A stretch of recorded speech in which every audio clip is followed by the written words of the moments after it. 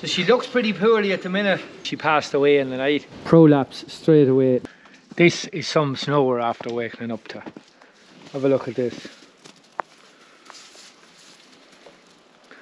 Now, very unusual for us to have that depth of snow. And I have 300 pregnant sheep still out. Should have them in the shed, but been extremely busy. Out late last night, getting this shed ready. You see it loaded here in the trailer.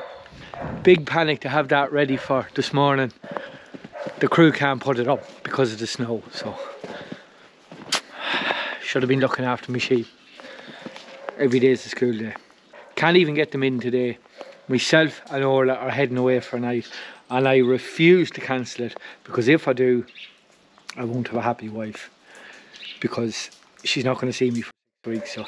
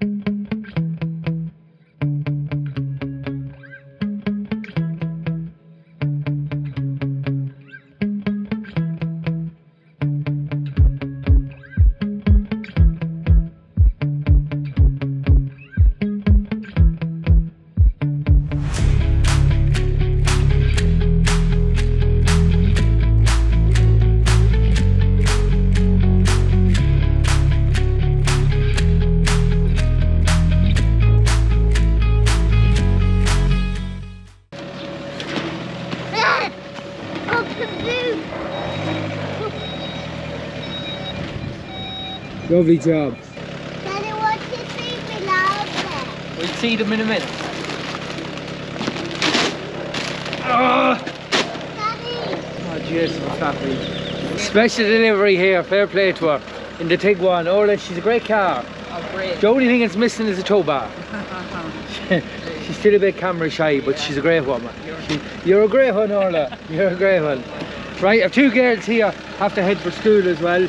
Ada and Enya's here somewhere.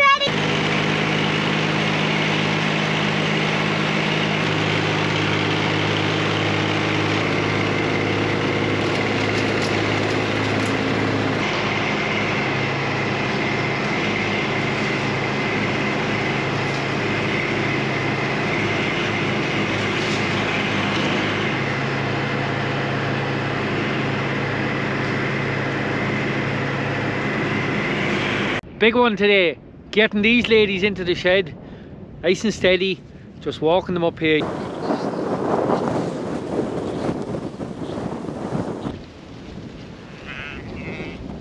So just have to walk them through a couple of fields here. You'll see the shed in the distance over here. Look at this lady here. Scans the two Look at the size of the belly on that. Struggling a bit here. Struggling to walk. Bound to be more than 2.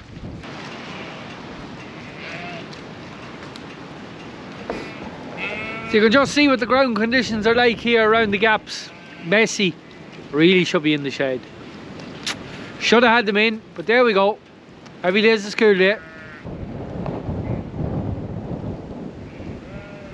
Away.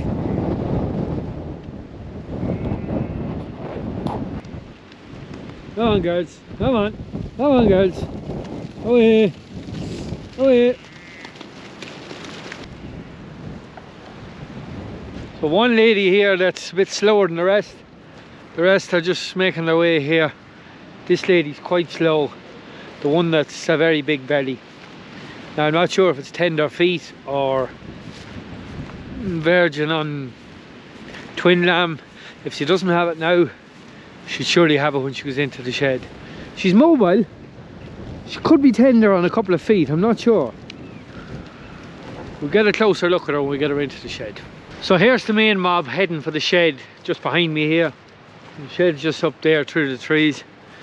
This is a sheep that lambed with a couple of early lambers. Pori picked them out at Scannon where a ram had broken out and done a bit of damage, quite a bit of damage.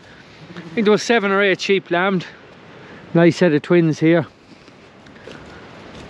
2 happy little lambs. Good lambs, no meal at all. These sheep have seen no meal whatsoever. Here's another pair of wee lambs in here. Wee hogget, first timer. Would you be inclined to go for outdoor lambing? Tried it once, actually didn't mind it. Biggest problem I found was the recording. If you don't get to your lambs, you're waiting until they're a couple of days old when they're dry to tag them. It's a job to catch new lambs in the field. Hard work. So I actually find the shed easier for the recording end of it and tagging the lambs. We'll keep going, get these in.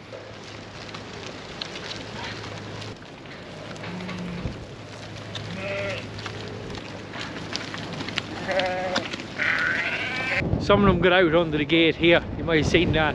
Get these in next. Away! Away!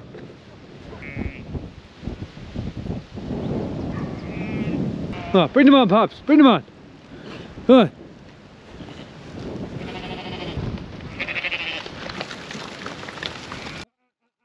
Bring them up, Pops. Steady.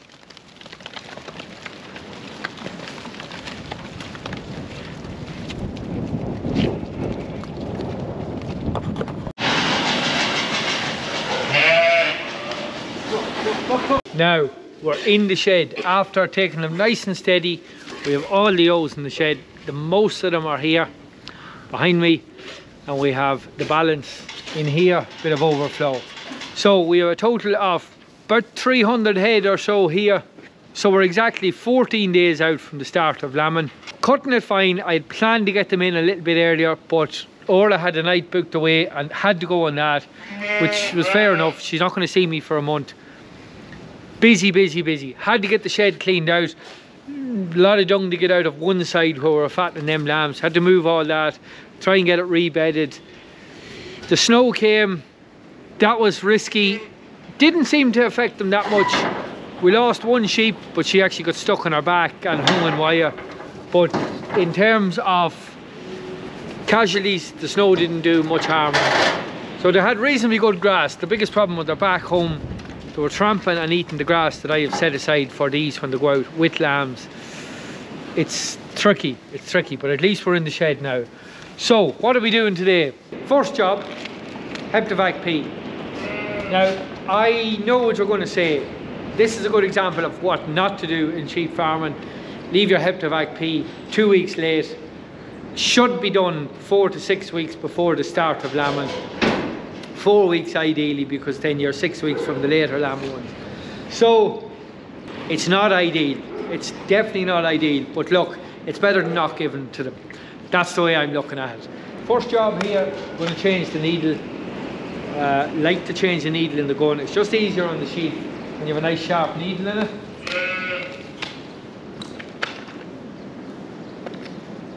So 16mm needle for vaccinating.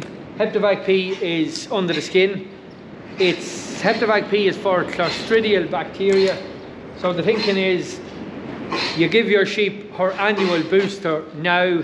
She passes on that bit of immunity into her lambs, into her colostrum, and the lambs get a bit of immunity for about 3 or 4 weeks. So that's the thinking behind hepatitis P in them now. It's a little bit big, this bottle. It's a 250 dose bottle, so it's a 500 ml bottle. It's too big for this type of a gun, but gonna make it work. Actually quite a job to get this. I couldn't get this vaccine in my usual vets. I had to go further afield to get it. Quite difficult to get it this year. Next job, gonna fluke dose them. It's been 8 weeks since they've been fluke dosed. The last time we done these was with Trodax. If you remember, it was the nitroxanil under the skin. So it's time to get another fluke dose. The mud and the wet was shocking. I'll just give you a look at some of the conditions these sheep were on. If ever there was going to be a mud snail about, it's in these conditions here. Didn't lose any sheep, but you'd be very nervous of liver fluke. If your sheep start to die, get them opened up, have a look and see. More than likely liver fluke. So, I have a little surprise here. So not just in the shop yet, but very close. Let's just say they're on a boat, a slow boat. Should have them middle to the end of March. Should have them ready. The backpacks. But here's the link to the shop. Some teats, some feeders, some other stuff that might be of use to you during lambing. Have a look and see if anything's of use to you. So I'll just pop my Fluke Ivor bottle into the backpack here.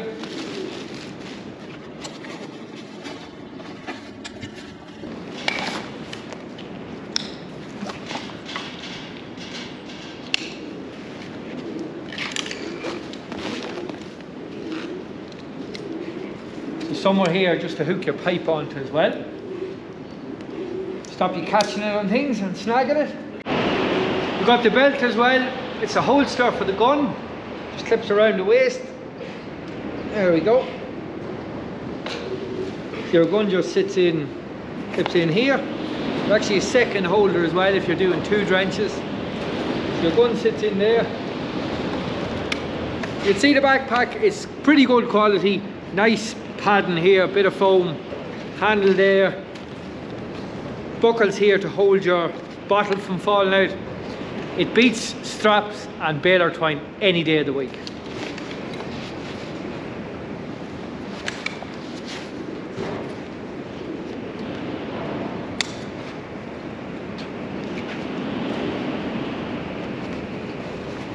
So let me know what you think. Happy days, we'll make a start. Now, we're set up, the main man Robbie on the go. We have a big day in front of us, Robbie. Big day in front of us, very hard to get him motivated. Time will tell. Money follows money. Right, we have a good bit to do, we'll crack on. A few in the race here. The human took that now. Not good stuff, not good stuff. So Robbie's just asking me if a human got a jag of hepatitis P, which I have. Managed to inject myself in the finger.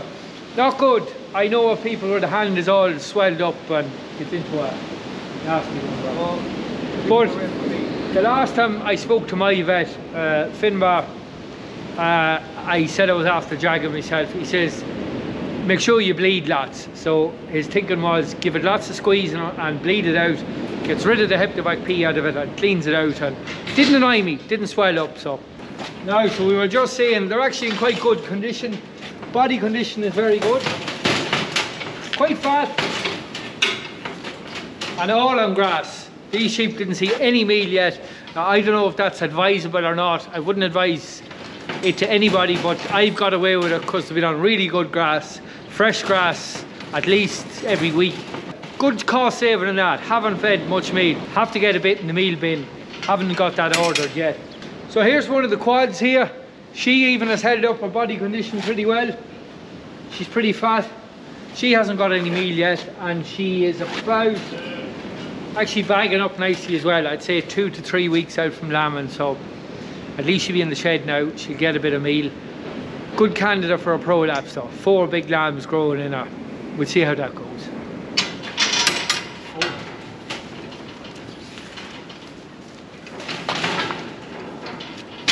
That's one of the empties gone out there. We've 7 empties out of the 300, which isn't bad.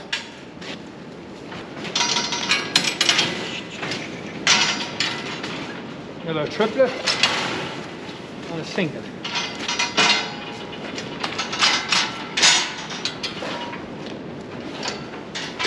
Oh.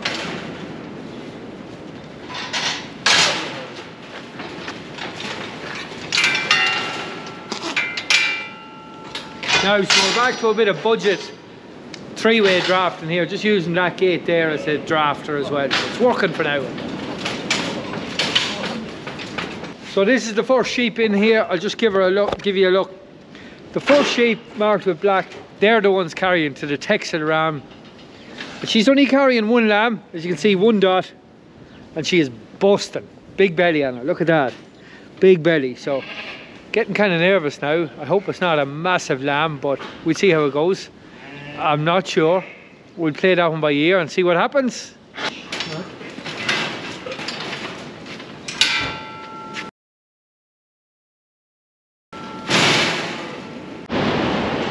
Now we are going well. Bit of a break. Out of fluke either, need to change. So we've the doubles here. You'll see them all behind me. Quite a few doubles done. We've singles and triplets out there. Would we be halfway, Robbie? You would, yeah. About halfway. We've about 150 done. It's hard to tell. You usually know on the Heptavac P, but because it's a big bottle, it's sucking in on me, so it's very hard to tell how much is going out of the bottle. This is a 250 dose bottle, so hard to tell, but we're going well anyway. That's all we need to know. So just going to change my bottle of fluke Ivor here.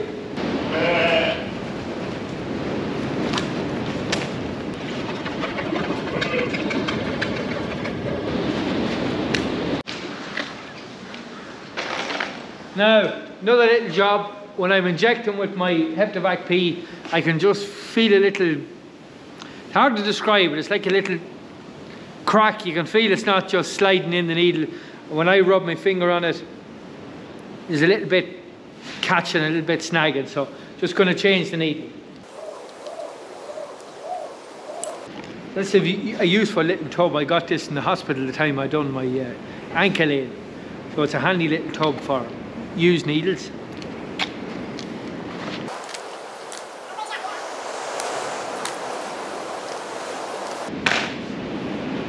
We'll keep going. Now it's just starting to rain, so what we're going to do is, because we've the singles outside, we're going to try and get them in under cover here. So we'll get all these sheep back into the main shed here. We'll get the singles into this kind of dry bedded shed out here. Come on.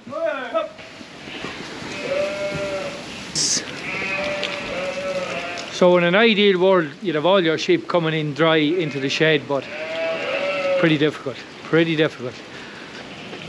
Now this is amazing. How would a sheep manage to get in there? You really would wonder. You just wonder.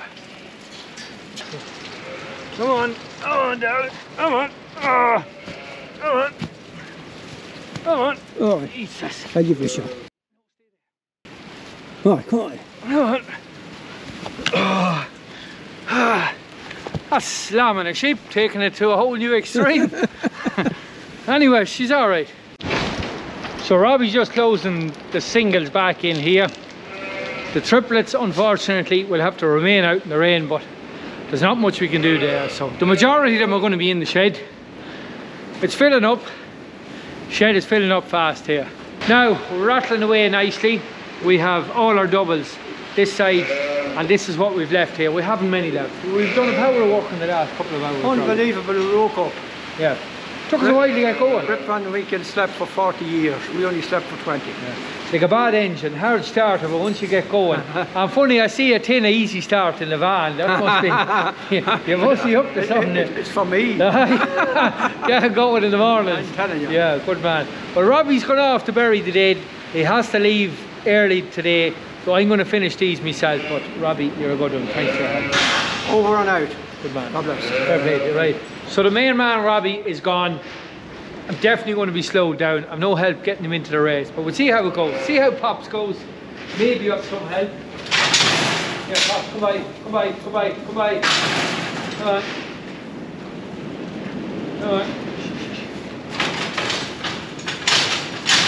No, very hard to convince Pops to go in here with the batch of sheep, but 2 at a time, we'll rattle through it. Oh, pipe after getting snagged. So that's the beauty of this little clip here, if you can see that.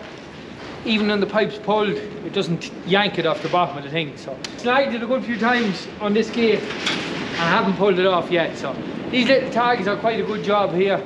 These ones, yeah, stop the pipe pulling off. So I think I have made a mistake. I put my hands up and admit it. This sheep, this particular sheep in the race, is the thinnest sheep I've come across yet. You can see the line up her backbone. She's quite thin, I can feel her backbone. Now, she's lame. You'll see her when I let her out. So the only saviour is she's a single. I just let her out here. You'll see her limping a bit there. Now, I might have mentioned it in some of the other videos. There's a lame sheep. Really should do something with her. I haven't. I haven't treated a single lame foot all winter and no foot pattern. Will I pay a price? I'm sure I will. What kind of a lamb is that thin sheep? You see her holding the front foot up here, front right. It's not ideal. Really should be on top of these feet a bit more. But I always find it quite difficult in the pen when you have them in for a fluke dose or scanning. It's very hard to pick them out and find them. It's tricky. Thankfully I don't have much feet trouble, but the ones I do, I probably should be doing a bit more with them. So I hope I don't pay a price. We'll know at lambing time. There's at least 4, 5, maybe even 6 lame sheep. A little bit lame like that one. Body condition a bit poor, but there we go. Every day is a school day. We'll hope for the best. So I've just come across an empty here. She is a big 0 here that Porrick would have put on her. And I've come across a few of them. Just checking them for wee bags. Anything with a wee bag is going to go in with the singles into the shed to get something to eat. This one here has no bag whatsoever. There's a few of them. Because the rams were running with them, they might be in lamb and lamb a little bit later. Look, it's not ideal and it's not everyone's cup of tea, but I better get a lamb out of them later on and kill them then in the back end. If it was the old lamb in particular, that will grow into a hogget. Small enough wee hogget, but it might come into a few quid. So that's the system I'm kind of running. So I'm just going to remark her with a 0, and she will know that she'll definitely not be getting fed, and she can go to the factory. She might even be useful for a little bit of training with Meg, the new dog. So here's the sheep at the front of the race. This one here in particular, you'll see she's pretty thin, not the most fancy looking sheep in the world. 3 dots, 3 lambs now. If you recall, she is the sheep we chatted about in one of the videos. I think it was the poisoning video with the St. John's wort, where I was talking about should she come into the shed a little bit earlier. Well, needless to say, she didn't. She was out on grass. She is a 6-year-old sheep. She probably should have come in. She's in poor condition. Carrying triplets, I'm not sure what she lambed down with, but we'll keep an eye on her, and I'll try and keep you posted on what happens this one. But a good example of why you should be keeping your sheep younger, fitter, healthier. If you remember, her teeth are quite gappy. They were on good grass, but she wasn't able to utilise it because she probably wasn't able to graze it efficiently. But there we go.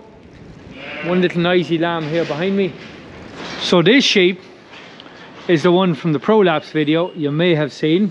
She's the one that I done the video on, the midweek video on repairing a prolapse with a rope.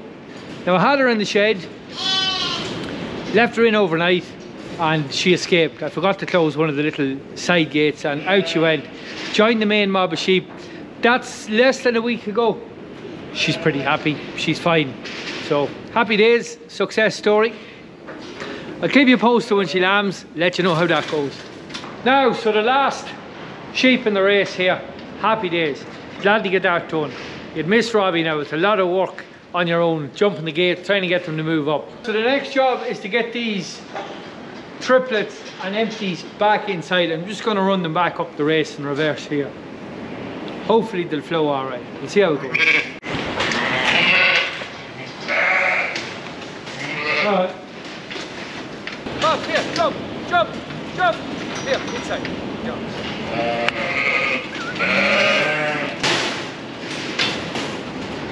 Now, a bit of shuffling done. Trying to figure out which pens to put what, where. So we've all the doubles over this side. A couple of singles here that we're in with the triplets. All the triplets are here. There's around about 40 of them. They're going to take around about a pen and a half. I'm not sure. Going to let the singles in here now, and we'll try and figure out what we're going to do. Not sure. Pops, come by. So just getting the last of the singles inside here now. Light mightn't be great until we get back in here. There we go.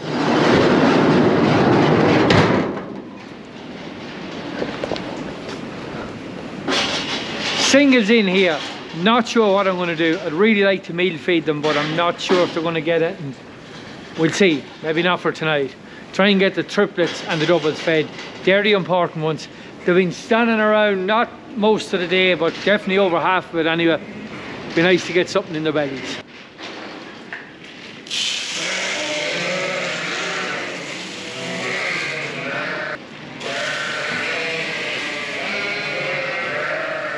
That's the triplets fed. Just gonna go and grab something to eat myself. We'll catch up with you in a bit. So just back out, had the dinner, happy days, ready to do another couple of hours, get these all fed, trough set up. First batch, just sorting out the doubles here. 34 I think per pen I can get away with. So that's my first pen set up. We'll have to split these up. Gonna divide them out. Simple enough, I just use the gates for counting them in and out.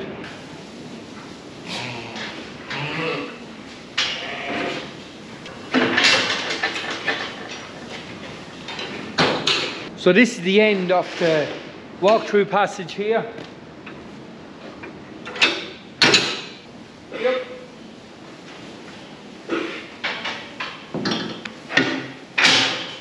So all the gates which are acting as the walk-through feeders are hinged off the wall, so I can swing them all back out of the way.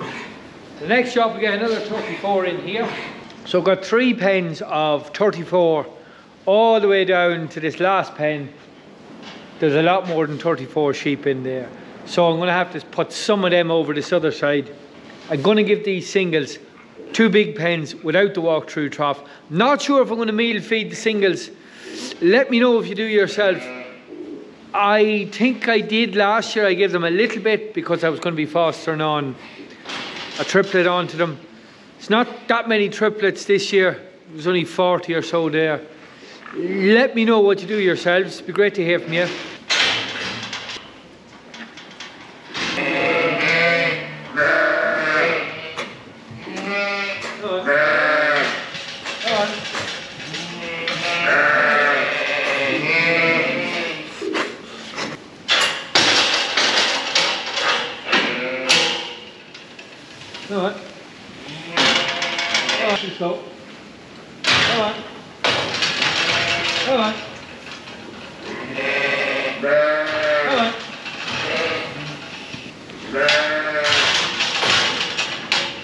Now I'm not sure if that makes sense.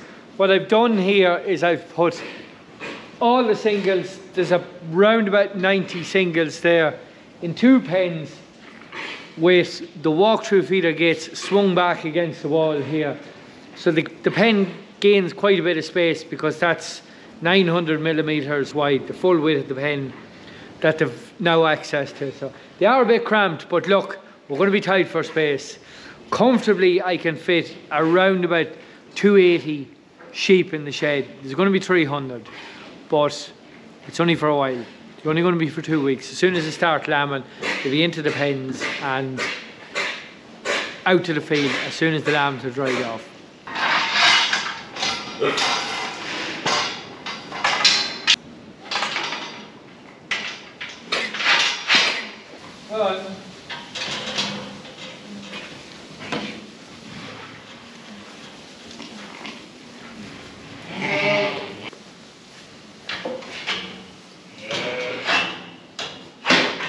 So that's my sheep divided out into the pens. The next job is get some silage into them. We got them triplets fed a bit of meal, but I'm starting to worry a bit about the doubles. they wouldn't have got it. They're standing about since lunchtime, so really need to get a bale to them.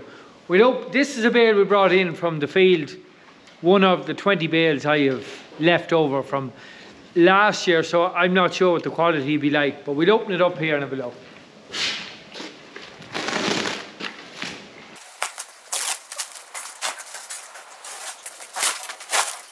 It's a little bit black on top, a little bit. Doesn't smell too bad. It's this stuff I'd be more worried about. Fust and mould. Not good for sheep. I think it's listeriosis. It's a killer. It'll just wipe them out, especially young sheep, hoggets that are cutting new teeth. I think it's the bugs can get into their body a lot quicker. To try and avoid that fusty silage if you can. Real dry stuff is the problem. But any bales that I've been making, I've double wrapped them in 24 wraps of film when I was wrapping them. The other thing, these bales, if you didn't see the video about molasses, I added molasses to these bales. There's a lovely sweet smell of it. It's very, very, very good silage, apart from this little black bit. So we get the bale opened out, shake it out, and get them fed.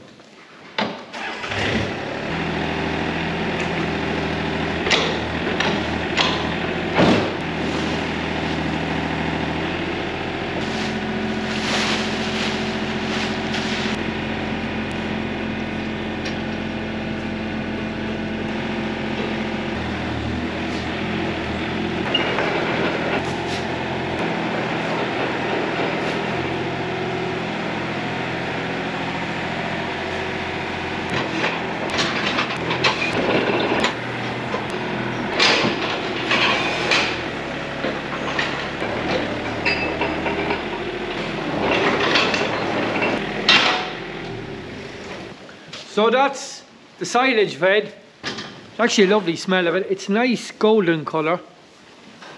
But can anyone tell me, I've no idea, it's the first time I've ever fed bales that are 2 years old. Does the quality deteriorate much in 2-year-old silage? Anyone that knows, drop me a line in the comments. It'd be great to hear from you. It definitely smells good and the sheep are all eating it, which is a good sign.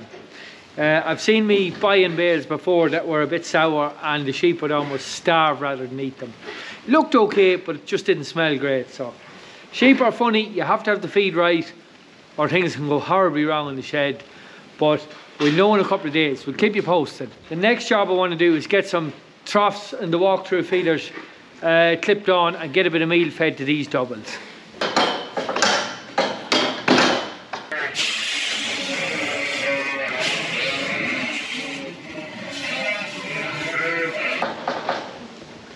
That is everything fed. These sheep have seen a tough winter. The weather has been shocking. Ground conditions, shocking. Grass quality at times, not great. I am sure they're glad to see the shed. I'm definitely glad to see them in the shed. Have I left it too late? 2 weeks out from lambing. It probably isn't best advice to give anyone to leave it that late to put your sheep into the shed, especially if you haven't been feeding meal out, which I haven't. Will I pay a price? Let's find out over the next couple of days.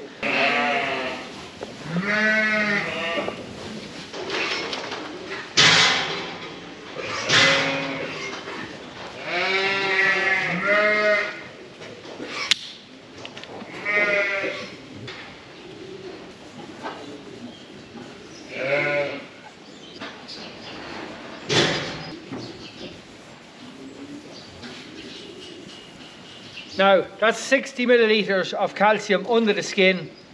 Give it to her in 10 millilitres in each site and just move it around rather than giving it all to her in one spot. So she looks pretty poorly at the minute. That's extremely low in energy. She's gone down. She's an old sheep. I'll just check her age here. I can tell by her tag number. She is 2019, so a 5-year-old sheep. So I'll come back, check her in 15-20 minutes and see what she's like then. Now, I didn't have the camera rolling, just missed that. She's just after standing up. So it's about a half an hour since I injected the calcium into this sheep and she's up. Bit staggery on the back leg here, but it's good to see her up.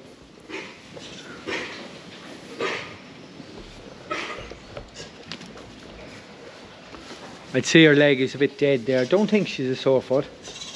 So happy days. 9 times out of 10, if a sheep goes down on me, it's purely calcium, just a drop in calcium.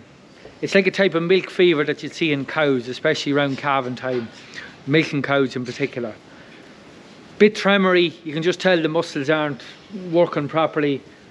I rarely treat them for twin lamb disease. That's using the drench, that Shanatel or that glycol, I think it's called. Rarely treat them for twin lamb, usually calcium and solvate. Might, see what she's like a little bit later, might give her another 60 millilitres or 60 cc of calcium again, get her levels back up, but she should be fine. If she starts eating again, she should be fine. It's just that shock to the system.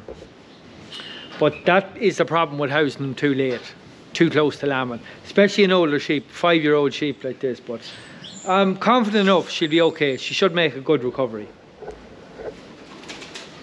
Come on, come on. Yep, good sign, happy enough. But I have another problem up here I want to show you, give you a look at it. So after the second feed of meal, so these triplets and quads only got 300 grams prolapse straight away. Now not a real bad one, but just the start of it. But you'll see the 4 dots on her. She's carrying quads. So the problem with nuts or meal, nuts in particular, I find is they eat their amount of nuts, take a good drink of water, it swells up, it puts massive pressure in the back end and a prolapse happens. But that's the joys of multiples. Always a problem in the multiples. But here's a bigger problem.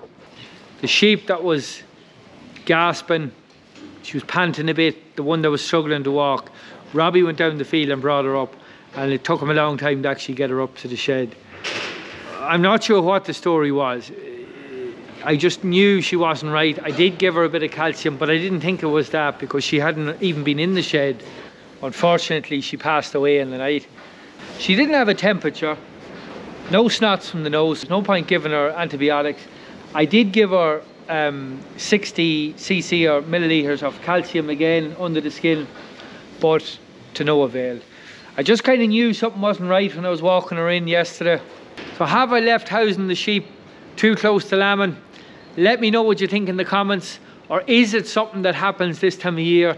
Mortality is always a little bit higher. I know I always lose a couple of ewes with various different problems in the run up to lambing. Let me know in the comments. Am I alone? Be great to hear from you. That's it for today. I hope you enjoyed the video. Thanks for watching. I will see you next time.